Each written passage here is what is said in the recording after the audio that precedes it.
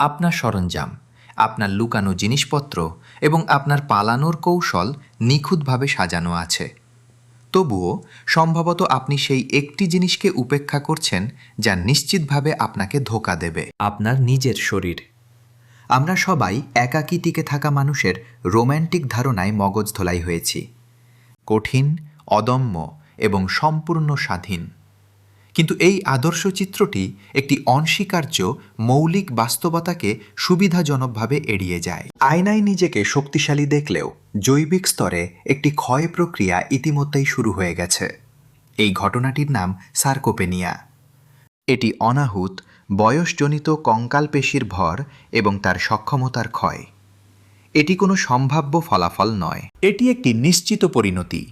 এই অবনতি আপনার ৩০-এর দশকে সূক্ষ্মভাবে শুরু হয় এবং প্রতি ১০ বছর অন্তর এর গতি বাড়তে থাকে। প্রতি দশকে আপনার পেশিকলার ৩ থেকে ৮% ক্ষয় হওয়ার আশঙ্কা করুন। ৭০ বছর বয়সে পৌঁছে আপনি হয়তো দেখবেন আপনার সেরা সময়ে থাকা কার্যকর পেশির মাত্র অর্ধেক নিয়ে কাজ করছেন। এটি সৌন্দর্যের বিষয় নয়, এটি আপনার মৌলিক কার্যক্ষমতার প্রশ্ন। এটি একটি বিপর্যয়কর পদ্ধতিগত ভাঙন যা আপনার আরোহণ, বহন, যুদ্ধ এবং টিকে থাকার ক্ষমতাকে ঠিক সেই মুহূর্তে দুর্বল করে দেবে যখন এটি সবচেয়ে বেশি প্রয়োজন। বিপদটি আরও স্পষ্ট হয়ে ওঠে যখন আমরা দেখি আপনি প্রাথমিকভাবে কি হারান। আপনার পেশি দুটি প্রধান ফাইবার শ্রেণীতে বিভক্ত। টাইপ 1, যা সহনশীলতার জন্য তৈরি, ম্যারাথন দৌড়বিদের মতো, এবং টাইপ 2, যা বিস্ফোরক শক্তির জন্য ডিজাইন করা হয়েছে একজন স্প্রিন্টারের মতো। বয়স বাড়ার সাথে সাথে আপনার শরীর অসমভাবে টাইপ 2 ফাস্ট টুইচ ফাইবারগুলি ত্যাগ করে। এই ফাইবারগুলি দ্রুত শক্তিশালী সংকোচনে সক্ষম করে তোলে, ঠিক সেই নড়াচড়াগুলি যা জীবন মৃত্যুর পরিস্থিতি নির্ধারণ করে। একটি নির্দিষ্ট পরিস্থিতি কল্পনা করুন, আপনি একটি পথ তৈরি করছেন এবং হঠাৎ একটি বিশাল কাঠ গড়িয়ে এসে আপনার সরঞ্জাম আটকে দিল। আপনাকে এখনই এটি তুলতে হবে। আপনার মস্তিষ্ক সর্বোচ্চ প্রচেষ্টার নির্দেশ পাঠায়, তবুও সেই আবেগ একটি হ্রাসপ্রাপ্ত মোটর ইউনিট রিজার্ভে পৌঁছায়। বিস্ফোরক শক্তির সেই ঝলকটি কেবল অনুপস্থিত। পেশিগুলি প্রয়োজনীয় গতিতে সক্রিয় হতে ব্যর্থ হয়। একটি পতনশীল গাছের আকস্মিক ভাঙার শব্দ বা আত্মগোপনের জন্য ৩০ গজ দ্রুত দৌড়ানোর প্রয়োজনীয়তা নিয়ে ভাবুন। সেই গুরুত্বপূর্ণ মুহূর্তগুলিতে আপনার অস্তিত্ব নির্ভর করে বিস্ফোরক শক্তির উপর, যা কয়েক দশক ধরে অলক্ষ্যে হ্রাস পাচ্ছে। এই অনিচ্ছা কোনো জ্ঞানীয় ব্যর্থতা নয়, এটি সম্পূর্ণরূপে শারীরবৃত্তীয়। আপনার কাজ করার সংকল্প ক্ষয়প্রাপ্ত টিস্যু দ্বারা দুর্বল হয়ে পড়ে। এবার এই সংকটকে আরও গভীরভাবে দেখি, একেবারে কোষীয় স্তর পর্যন্ত। প্রতিটি পেশি কোষের মধ্যে মাইটোকন্ড্রিয়া থাকে, যা জৈব শক্তি উৎপাদক এবং খাদ্যকে প্রাণশক্তিতে রূপান্তরিত করে। প্রতিটি মাইটোকন্ড্রিয়াকে একটি ক্ষুদ্র শক্তি কোষ হিসাবে কল্পনা করুন। বছর গড়ানোর সাথে সাথে এই জৈবিক ব্যাটারিগুলি ক্রমশ অদক্ষ হয়ে ওঠে। তারা যত দ্রুত চার্জ পূরণ করতে পারে তার চেয়ে দ্রুত তাদের চার্জ ফুরিয়ে যায়।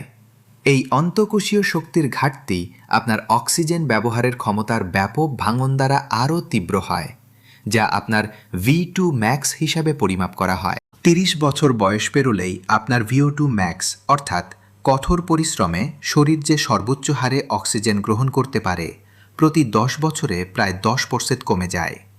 ফলস্বরূপ যখন পালানোর জন্য চরম শারীরিক পরিশ্রমের মুখোমুখি হবেন, তখন আপনার শরীর পেশি ও মস্তিষ্কের জন্য অত্যাবশ্যক অক্সিজেন সরবরাহ করতে সহজাতভাবেই কম সক্ষম হবে। পেশিতে কম অক্সিজেন পৌঁছানো মানে দ্রুত ক্লান্তি এবং অকাল পতন।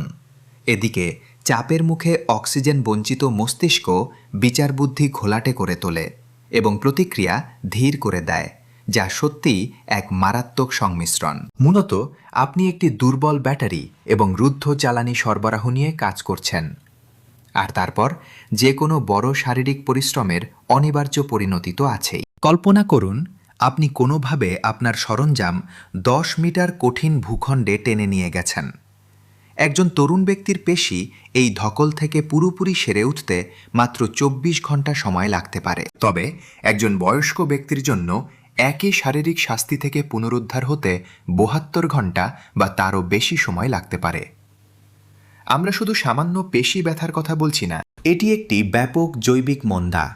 ক্রমাগত নিম্ন স্তরের প্রদাহ আপনার টিস্যুতে প্রবেশ করে সক্রিয়ভাবে নিরাময় প্রক্রিয়াকে বাধাগ্রস্ত করে। অ্যানাবলিক হরমোন যেমন টেস্টোস্টেরন এবং গ্রোথ হরমোন, যা শরীরকে ক্ষতিগ্রস্ত পেশি পুনর্গঠন করতে নির্দেশ দেয়, তা কমে যাচ্ছে। সংক্ষেপে, আপনার অভ্যন্তরীণ মেরামত দল জনবল সংকটে ভুগছে এবং দেরিতে নির্দেশাবলী পাচ্ছে। মোটর স্নায়ুপথগুলি নিজেই ক্ষয়প্রাপ্ত হয়, যার ফলে আপনার মস্তিষ্ক এবং পেশির মধ্যে গুরুত্বপূর্ণ যোগাযোগ ব্যাহত হয়। সত্যিকারের টিকে থাকার পরিস্থিতিতে বিশ্রামের দিন বলে কিছু থাকে না। অবিচল প্রস্তুতি অপরিহার্য। যখন বিপদ 24 ঘন্টা ওত পেতে থাকে, তখন আপনি পুনরুদ্ধারের জন্য 3 দিন ব্যয় করতে পারবেন না। এমনকি যখন আপনার অভ্যন্তরীণ কোষীয় মেরামত বন্ধ হয়ে যায়, তখন পরিবেশের কঠোর বাহ্যিক বাস্তবতা নির্মমভাবে অবিচল থাকে। এই নির্মম শারীরিক নিয়মগুলি প্রথমে আপনার ওজন বহন করার ক্ষমতাকে আক্রমণ করে। সেই 70 পাউন্ডের ব্যাগটিকে সম্ভাব্য ত্রাণকর্তা থেকে একটি মৃত ওজনে পরিণত করে। ভয়াবহ সত্যটি কল্পনা করুন, ব্যাগের ফিতা আপনার কাঁধে বিঁধে যায়, তবুও আসল ধ্বংসযজ্ঞ ঘটে পৃষ্ঠের নিচে। এই মারাত্মক প্রক্রিয়াটিকে চিকিৎসাগতভাবে সার্কোপেনিয়া বলা হয়। বার্ধক্যের সাথে আসা পেশি টিস্যুর ধীর অবিরাম ক্ষয়। এর বায়োমেকানিক্যাল পরিণতি ভয়াবহ। আপনার ব্যাগে যোগ করা প্রতিটি পাউন্ড আপনার হাঁটুর জয়েন্টগুলিতে চাপকে 4 গুণ বাড়িয়ে দেয়। সেই 70 পাউন্ডের বোঝা তখন প্রয়োগ করে। প্রতিটি পদক্ষেপে প্রতিটি হাঁটুর তরুণাস্থির উপর অতিরিক্ত 280 পাউন্ড ঘর্ষণ শক্তি। এরপর আরেকটি অদৃশ্য শত্রুকে বিবেচনা করুন, দুর্বল প্রোপ্রিওসেপশন। এটি আপনার শরীরের স্থানিক অবস্থান এবং ভারসাম্যের সহজাত সচেতনতা। এটি দুর্বল হয়ে গেলে আপনার পায়ের স্থায়িত্ব নড়বড়ে হয়ে যায়। অসম ভূখণ্ডে একটি ছোট হচট, একটি টালমাটাল অবস্থা যা আপনি 10 বছর আগে সহজাতভাবে ঠিক করে ফেলতেন, এখন তা এক বিধ্বংসী পতনে রূপান্তরিত হয়। সেই নোমর আপনাকে অতল গহ্বরে টেনে নিয়ে যায়। এখানেই একাকী নেকড়ের মিথ ভেঙে পড়ে। একাকী, আত্মনির্ভরশীল এবং কঠোর টিকে থাকা ব্যক্তির রোমান্টিক ধারণাটি একটি বিপজ্জনক বিভ্রম। অনেক বেশি সম্ভাব্য পরিস্থিতি হল সেই ব্যক্তি তার নিজের সরঞ্জামের অবিরাম বোঝার নিচে নতি স্বীকার করবে। এই অপরিহার্য বাস্তবতাটি উপলব্ধি করুন, মানবজাতি কখনোই বিচ্ছিন্নভাবে টিকে থাকেনি। এই গ্রহের উপর আমাদের আধিপত্য আমাদের উপজাতীয় সহযোগিতা থেকে উদ্ভূত হয়েছে। আমরা স্বভাবতই গোষ্ঠীগত শিকারী। কৌশলগত দিক থেকে দেখলে আমরা এখানে শক্তিগুণক প্রভাবের কথা বলছি। একটা রাইফেল একা হাতে কেবলই একটা যুদ্ধের যন্ত্র, কিন্তু একটা সুসংগঠিত ফায়ার টিম, সেটাই আসল ক্ষমতা। একজন একা মানুষ, সে তো কেবলই তার নিজস্ব কিছু দক্ষতা আর একাকী দৃষ্টিভঙ্গি নিয়ে আসে। যখন মানুষ একজোট হয়, তাদের ক্ষমতা কেবল বাড়ে না, তা যেন বিস্ফোরিত হয়। নিরাপত্তার কথা ভাবুন, আশ্রয় গড়ার কথা কিংবা রসদ জোগাড়ের কথা। দায়িত্ব ভাগ করে দিলে এমন কাজগুলো অনেক সহজ হয়ে যায়। একটা দলের সম্মিলিত শক্তি সবসময় তার একক সদস্যদের একার অর্জনের চেয়ে অনেক বেশি। একা একা কাজ করা এমন এক কৌশলগত দুর্বলতা যা কোনোভাবেই বরদাস্ত করা যায় না।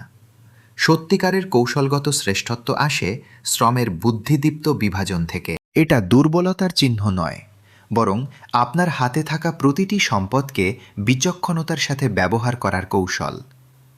দলের তরুণ শক্তিশালী সদস্যদের ওপর কঠিন শারীরিক পরিশ্রমের ভার চাপান। তাদের কাঁধে চাপান সরঞ্জাম, তাদের দিয়েই কাটান কাঠ, আর যত কোমর ভাঙা পরিশ্রমের কাজ সব তাদের হাতেই ছেড়ে দিন। এমন কাজের জন্য তাদের শরীরই সবচেয়ে উপযুক্ত। কিন্তু আপনার নিজের ভূমিকা তা কিন্তু আমূল বদলে যাবে। আপনার উপর বর্তাবে বুদ্ধিবৃত্তিক ভার। তারা যখন জল আনছে, আপনি তখন চারপাশের ভূখণ্ড বুঝে নিচ্ছেন আর আপনার যাত্রাপথ ঠিক করছেন। তারা যখন আশ্রয় বানাচ্ছে, আপনি তখন সম্ভাব্য বিপদগুলো খতিয়ে দেখছেন, পালানোর পথ তৈরি করছেন আর আপনার কয়েক দশকের সঞ্চিত চিকিৎসা জ্ঞান কাজে লাগাচ্ছেন। এটাই আসলে এক পারস্পরিক লাভজনক অংশীদারিত্ব।